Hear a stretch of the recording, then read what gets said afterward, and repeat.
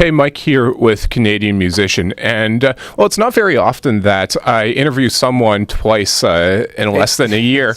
But it wasn't all that long ago that I was interviewing you for your previous All English Greatest Hits package. But, well, I should mention, obviously, if you haven't recognized him already, Roch Voisine, Canadian icon, multiple-time Juno winner, Order of Canada member, I believe 10 gold or platinum or multi-platinum records to your name, and a mainstay of both English and French music over the last almost 30 years, I think it's been, eh? Oh, yeah.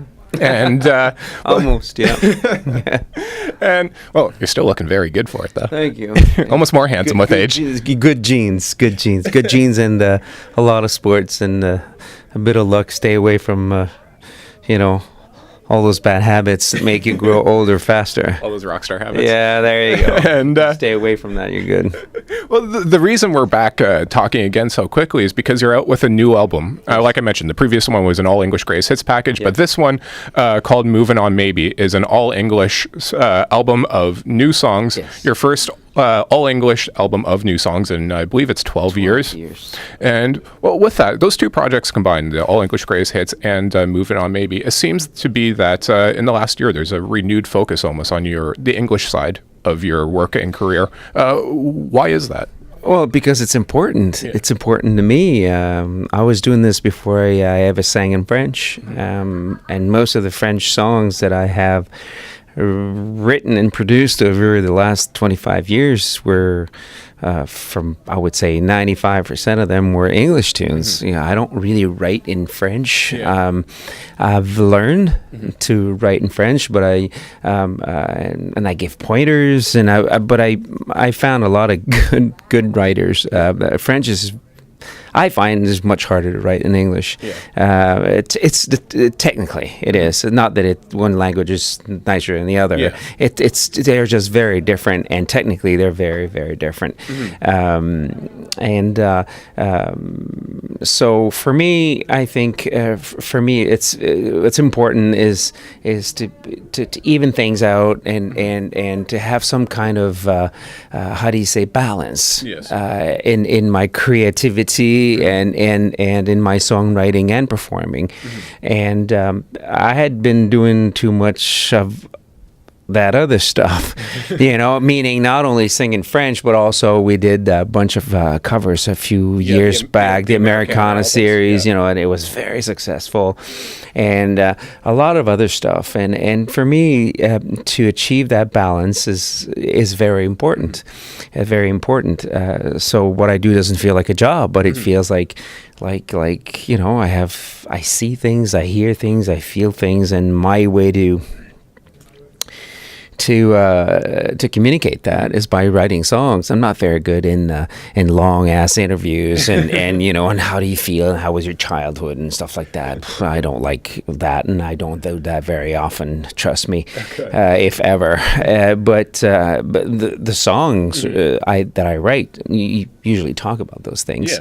So it's important for me to have the audience know about this sort of ongoing communication I've had with my French audience and English audience for almost 30 years. Mm-hmm. And it was about time. Mm-hmm. It had been too long. There's 1.5 million reasons why, I had kids, and then I spent a lot of time in Europe, and I had a team around me that didn't believe it was a good thing to maybe come out with an English record and whatever. There's a lot of reasons for having waiting that long, but this was important for me. As I said, it's important for my artistic balance. Doesn't matter if it sells less here and more over there, and in one language or the other. It's not a matter of success. Of course, we all want to achieve success, but something more important than that for me is to be able to do both. And right now, thank God, I just released my English record last week, and it feels good. It just feels good to have people listening to listen to other things and new stories, and giving me the chance to go perform in front of them. Yeah. And well, that actually kind of perfectly brings up a few things I want to get into. But one of which was you're saying in interviews and such, you don't like getting too much into your childhood, very personal stuff. But that's going to be there in your music, which brings me to my original question, which is going to be essentially how comfortable or essentially how autobiographical do you feel your songs are, and how comfortable do you feel getting autobiographical? It really depends. And I think sharing your ideas, your feelings, your life with other people is it's important for me. It's just the form. Mm-hmm. It's the format that's also very important for me, and it's interesting. It's most of the time it's autobiographical, but of course it's a song. Mm-hmm. It has to rhyme. You know what I'm saying? It's like, yeah, okay, well, it's like a movie. Even a sad movie has a nice, most of the time ends well, and and it's, there's certain technicalities you have to go through when you write a song. It's like you want to have a catchy chorus, and okay. So, but beyond that, I think it's just a great way to communicate with people, and it's always my take on something. Mm-hmm. Sometimes someone else is doing the lyric, but we usually have a discussion prior to that, and it becomes quite a little more technical in a way, because you sort of explain what you want to say, and they find the right words and they put them in the right order, and so on. So, which is also interesting sometimes, because they say what you want to say in sort of a different way, more in like a personalized way, and it's not your personalized way, but the message is still the same. I love co-writing. There's a lot of co-writers on this record. Some people, we go back for 20 years. Yes. On this new record, there's songs that I wrote with Alan Frew from Glass Tiger. Was living in LA in the 90s. We were there at the same time. We've been friends for a long time. Christopher Ward. My God, there's so many. Ali Thompson. Mark Jordan here from Toronto also, and a couple of co-writers in Montreal, all over the place, and I find it very exciting, very, very. It's great to be able to work with someone else. You learn so much from other people. I believe I saw you say somewhere regarding the new album, moving on maybe, that it kind of came about when you were digging through boxes of old tapes of unreleased material or unfinished songs and that kind of thing. Essentially, what led from that point, discovering these old tapes, or at least going through these old tapes to making it into an album? The thing is when we decided, okay, I said, I'm going to do, my next record is going to be an English record, and it's going to be my own songs, and it's been too long, and blah, blah, and blah, blah. After going through all this process, what I did is before I write any new stuff, because I had a lot of material already, I just wanted to go through all my demo tapes and everything I'd done for the past 20 years to make sure I didn't forget anything, because sometimes it's one of those things. Yeah. It's like a lost song on a tape that you find 20 years later, and you say, I forgot about this, oh my God, and sometimes it turns out to be the biggest song on the record. Yeah. One of those stories. We're not sure yet. We don't know yet, because the record is, has just been released. But, in a year from now or a couple of years from now, we can have that conversation. And I found things, actually, I totally forgotten about. Mm-hmm. They were just on the tape somewhere, and taped probably in a hotel room and in a studio, on a tape with a terrible background noise, and you could hardly hear the voice and hardly hear the chords. And all of a sudden, oh my God, I totally forgotten about this song, and it's on the record. Mm-hmm. So it took me about 6 or 7 days. I had 3 full boxes of those things. Really? And the toughest part wasn't to listen to all those things, it was to find a record tape player. Yeah. That was that was the tough part. And hook it up to a computer. Think about that. That make you feel a bit old? Yeah. It's like, oh my God, where's that special wire that goes from... And, there's more than one wire, and we figure it out. So I wouldn't have to go back and forward, and flip it and whatever. I didn't want to have to go through that. So yeah, we backed it all up on the computer. But... it was amazing. It was a trip down memory lane. Some stuff was old. Some stuff was almost 30 years old. Really? Like going right back to the beginning of your career? Way back. Yeah. When you were going through that stuff and you were discovering these, either the unreleased, forgotten, or unfinished songs, essentially, was it hard when you decided to do proper versions of them and release them? Was there a concern about, I guess, getting the original sentiment of that song back? Or did you bring it, kind of update it to make it? Well, true, you try to update it. Yeah. I mean, there's no sense, and sometimes it's there pretty much at 80% of the song is there, and then you figure, well, that's missing a bridge, or the bridge is not. Obviously, most of those songs were finished, but a couple of them I had to, touch up a bit, add parts, bridges, and change a few chords and stuff like that. When you listen to it 20 years later, maybe that was a good idea, but maybe we should change a few things. So the first process was to take those songs from their demo stage, some of them just acoustic guitar and vocal, and do I would say the first step is pretty much playing it with my band, which is what we did. We were in the studios. There was like 5 or 6 of us, like a full band, and just play them, look at the structure, tempo, key, change a few things, and make it sound a bit like today, and obviously 20 years after. So for some of them, and that was the first process. And then after that, I went to Nashville, and we did bass tracks based on those. Let's call them arrangements, And then I finished everything in Montreal. So I did bass tracks in Nashville, and we finished the product in Montreal. I sang there. We have quite a few very good musicians up there, and some stuff came from England, and they packaged it all together. Yep. It seems to me, at least from the outside, it would be the process of revisiting this old material would be a fascinating kind of personal exercise in revisiting your old self. Absolutely. As a writer, as an artist.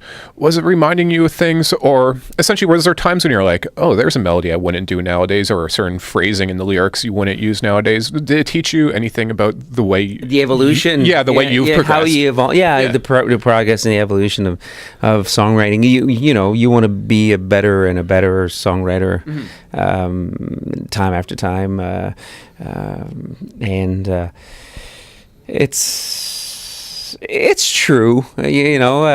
Certain songs you say, that was interesting.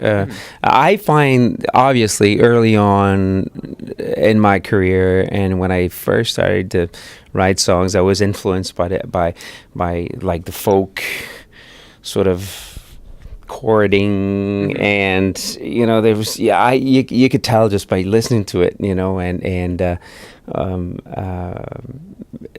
and obviously as you go on, and let's say, for instance, I wrote a lot of during this writing process over the years. I wrote a lot with Europeans, and they have a different way of writing than the Americans, and then you sort of evolve. You learn from other people, and so you can pretty much tell. It's like a period. It's like a painter's period. Okay, like 20 years ago, I used to write those type of tunes, and then after that, I remember we were trying to do this and this and this. 10 years later, and you could tell. The trick is to put everything on. Bring everything up to now. Yeah. And with that, this album is very stylistically diverse. It touches on rock, pop, country. It doesn't have a set sound to it from start to finish. Is that, like, were those demos that you were working off of, were they like that? Or was that, essentially, where did that stylistic difference come from? Well, it's pretty much what I've always liked. Yeah. When in the old days when I used to listen to records, people used to put a lot of different things on those, and it was I found those records very interesting and not linear, and it's complicated things for me for a while, because people would be looking for sound and homogeneity. You know, it's something that, you know, the whole record sort of sounds sort of the same and has the same vibe and the same sound, and I've never been very good at this. For some reason. I haven't, and it worked against me a lot on radio, and they would say, oh, we got our first great single, but we don't know what we're going to play next because everything is so different. Nowadays we're in a different market. People don't buy CDs, they buy songs after, you know, a song after another song after another song. If you have 12 songs that sound the same, chances are they'll say, well, I got one. The second one is sort of the same, and I think it's a big mistake to try to have like one sound. Yeah, constrain yourself. So I don't have to do that because I've never done it. Yeah. And I hope it's going to work in my favor with a record like this. So you can basically start with the first tune, and you don't. If you like what I do, you won't get bored, because there's no most of the songs are quite different from the other. There's like a bit of folk, a bit of country. There's a bit of pop. There's a bit of rock. There's a bit of folk pop. You know, with those anthems and stuff like that, and ballads, and also there's all sorts of stuff on that record. And I find it interesting that, you know, I like to do records I would listen to, you know, at least the style of things, you know, but because everybody knows by the time you finish with your record, you just can't hear it anymore. You're just fed up of it. It takes about a year or 2 years before you put it back in the CD player or listen to it, you know. You're just so sick of it. But but I always try to remember, the trick is to try to remember the first time you played it with your band. You know, like you took it from this really rough demo and you played it with your band, and everybody said, okay, this would be like a right way to do this. That feeling, you have to hold on to that, because after 6 months of pre-production and production, you just can't stand that song anymore. But you got to remember that moment, because that moment is what very close to what people are going to feel when they hear it for the first time, right? So, you know, a few tricks. Now, you've had almost, I think it's over 20 albums over the course of your career. Original, yeah, probably. I think this one is like 30. You know, if you're compiling like the Christmas stuff and the Americana series and the greatest hits and the live and stuff like that, it's a lot of records. And, I think it's specifically to, I guess, albums of new material or new that's new at that time. At 20. Yeah, I guess, and well, essentially what I'm getting at is like that's a massive back catalog. That's a whole lot of writing that you've done over the years. Did you ever experience writer's block? I don't, because I don't write when I don't feel. I remember, you know, the writer's block is you have to write something, and oh my God, I don't know, I don't feel like writing, or I have no idea. I don't, because I just don't write. I'm never under pressure. Obviously, if I make a record every 12 years, I'm not really under pressure. But that's this an exception. But no.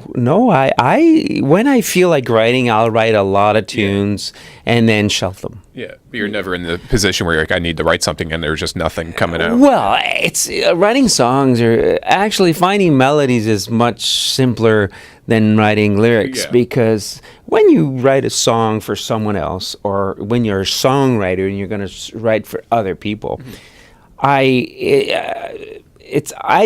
think it's simpler. It's not as it's writing a song is hard, okay, but it's not as hard when you write it with for different people, because if you sort of repeat yourself, you know, because it happens, you know, sometimes a lyric, sometimes an idea, sometimes a little piece of melody. It's inevitable, really. Well, that's my point. If you write for other people, nobody will notice. But if you write for your own material that you're going to be, man, 10 years down the road, if this song sounds and talks sort of the same as the one 10 years, man, the fans are going to go, that sounds awful lot like this. And you said this in a song. Oh, this line is, you copied this. I mean, it gets tougher. It's not writer's block. It's like, ooh, That's right. Oh, you sit down with someone and you go, okay, let's write about this. And they're like, I got this great idea. And then you said, there's it. 2004, I wrote something just like that. No, we can't write about this. You know, it's a trap. Yeah. You know, that's what I find difficult after that long and that much stuff out there, is to not sort of repeat yourself. You know, it's just not. That's sometimes it's tough because it. Sometimes you have a very good idea and you would probably treat it differently and make it probably better than another song you wrote 15 years ago, but it's done. Yeah. You know, unless you give it to someone else. You're someone that's created a very dedicated fan base. You have hardcore fans that have been with you since the 80s, who are going to listen to everything you do, you know, over and over, scrutinize everything you do. Is there ever a concern as far as not wanting to repeat yourself, but also not wanting to alienate those people that have followed you? Well, it's hard, especially nowadays. You have to work from some base in order to go towards a larger audience, and fan base is always very important. I'm lucky because I have fans that have open minds. They're curious. They're willing to hear other stuff. It doesn't matter if they're French audience, fan base, or English. They're smart and they're way more open than the media. You know, so taking a chance to, you know, the fear of deceiving them. I don't really feel that. Yeah. My problem is not my fan base. My fan base pretty much, you know, will follow me wherever I go. It's how to get through the media to the public. And that's the toughest part, I would say. Toughest part. Interesting. And to look more at the live setting, doing shows, because you've always I remember you saying when we spoke last time, you kind of had a separate careers almost between English Canada, French Canada, and Europe. And you were saying in Europe it was more of a pop oriented image that they projected on you. Yeah, the background. And it stuck. Yeah. So in a live setting, I'm wondering, because when I talk to artists and I read other interviews with artists and that, there's this difference between those that see a concert as a concert. Your purpose is to go up on stage and just perform your songs to the best of your ability, and then there are those who see it as a show, a visual thing that's meant to entertain. Where do you fall in that range? It really depends. I think it's a cycle. It goes around. I mean, for instance, if we go back in time just a few years, the Americana series had a huge show with it, with screens and really putting people in the mood, and it was like this huge thing. It lasted like 2 years, and then a few years before that, you know, you go back in time, sometimes it would be like just a basic normal concert with 5 musicians and me. Sometimes it'd be an acoustic. I remember doing an acoustic tour, 4 of us with a microphone in the middle of the audience, and I was just sick and tired of telling the same old stories. So I figured I would step on stage and say, okay, I'm sick and tired of telling you the same old stories. You tell me stories. So in between tunes, you go up to the microphone. Really? And you can ask me a question, comment, anything. Cool. And I did that across Europe. I did that across Canada, French and English. Yeah. And it took people by surprise. Yeah. But people are a lot into participating. You know, they want to be part of it, and it was a great way to do this. So I've done all sorts of stuff. It really depends on the material. Right now we're on an acoustic tour. Why? Because we've done the 8-piece band, the 6-piece band. We've done all sorts of projects lately. And to be honest, there's economics in this. You know, if you want people to come and see you, and you have an overhead that is too expensive and too big, then you can't offer a concert to a decent price, or to at a lower price. And you know, we think about things like that. And being 4 on the road, well, we can do smaller venues. We can go to more towns, and with an overhead that's, you know, much lower. It costs less, so we can offer it to more people. It's lighter. It travels easier. You can go further. Yes. You can go far with something like that, as in very far. Yeah, and places I've never been because you know this whole rig to carry and stuff, and that's it. Really depends, you know. And an acoustic tour gets you closer to people. People listen to your voice, listen to the lyric more. You know, this. And right now we're in the middle of this acoustic concert. Next year, who knows? Mm-hmm. And lastly, and this is something that actually your manager just kind of was mentioning before we came in here, is that aside from Moving On Maybe, there's another album in Europe that you've been involved in that's kind of like a tribute to the Rat Pack, I'm told, and that just this morning went to #1 in France. And just out of curiosity, essentially, what is this project, and is it going to be showing up here? We're trying to bring this over to Canada. It would be real fun. It has it's a huge success over there. France, Switzerland, and Belgium, mainly in the Francophone countries. Basically, it's 50s and 60s music. It's a bit based on the Rat Pack. We're all dressed up in tuxedos, and the ladies have nice gowns and robe de soirée, and you should go check the video. And the last video is LOVE, and it's called Forever Gentleman, and we're dressed sharply. We drive really nice cars, and we're having a lot of fun. I have a lot of fun because I've never really been part of a project like a musical or something like that. I'm always there in front, and I'm carrying the whole weight. And now, years later, all of a sudden I got this project where I can just goof off, get dressed sharp, and goof off, and I have a lot of fun doing this, and we have a lot of success with this. It's quadruple platinum right now. The first one, we just released the second one, a week ago, I think, and I think we're battling for first position with the new U2 record. So it's fantastic, and it's fun to do, and people just love it. We're going to try to bring this project to Canada, not only French Canada, but obviously the whole country. Basically, what it is, there's 15 of us. There's singers, ladies and gentlemen, and we got actors, personalities, that sing a bit, and they just goof off and they just have a lot of fun, a bit like Peter Lawford was to the Rat Pack. And ladies, of course, with beautiful voices. We have like Paul Anka is on the project, so I sing a song with Paul Anka on the last record. So it's old classics, and it's really, really, really fun to do.